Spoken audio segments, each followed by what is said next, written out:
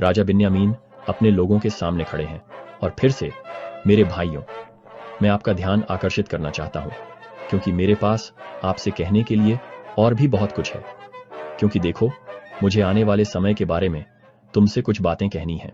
राजा बिन्यामीन अपने लोगों को देख रहे हैं, उनका ध्यान आकर्षित कर रहे हैं, क्योंकि वह जरूरी बातें कहना शुरू करते हैं।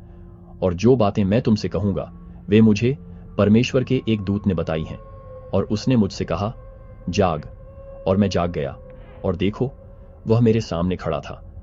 और उसने मुझसे कहा, जाग और मेरे शब्दों को सुन, क्योंकि देख, मैं तुम्हें बड़े आनंद की खुशखबरी सुनाता हूं।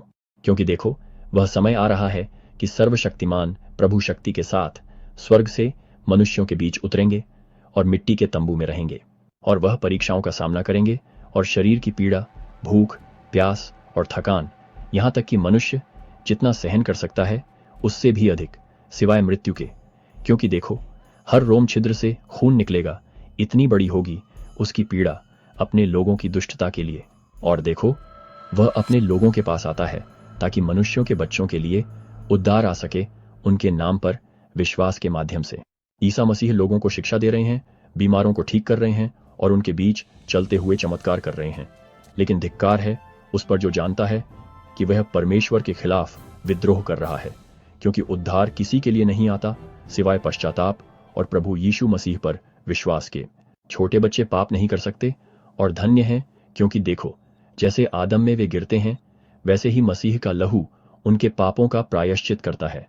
और इसके अलावा मैं तुमसे कहता हूं कि कोई दूसरा नाम नहीं दिया जाएगा और न ही कोई दूसरा रास्ता जिससे मनुष्य के बच्चों के लिए उद्धार आ सके, केवल सर्वशक्तिमान प्रभु मसीह के नाम से और उसके द्वारा।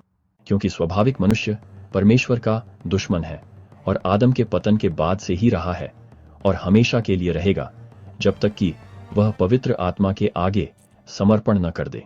और इस समय भी, जब तुम अपने लोगों को वे बातें सिखाओगे जो तुम्हारे परमेश्वर ने तुम्हें आज्ञा दी है, तब भी वे परमेश्वर की दृष्टि में निर्दोष नहीं पाए जाते, केवल उन शब्दों के अनुसार जो मैंने तुमसे कहे हैं। राजा बिन्यामीन अपने लोगों के सामने खड़े थे।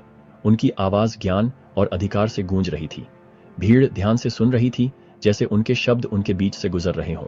और इस प्रकार प्रभु कहते हैं, वे इस लोगों के विरुद्ध एक उज्ज्वल गवाही के रूप में खड़े होंगे। क्योंकि देखो, यदि वे बुरे हैं तो उन्हें अपने स्वयं के अपराध और घृणित कार्यों के भयानक दृश्य के लिए सौंप दिया जाता है, जो उन्हें प्रभु की उपस्थिति से अनंत पीड़ा की स्थिति में सिकुड़ने का कारण बनता है। उनकी पीड़ा आग की झील के समान है और गंधक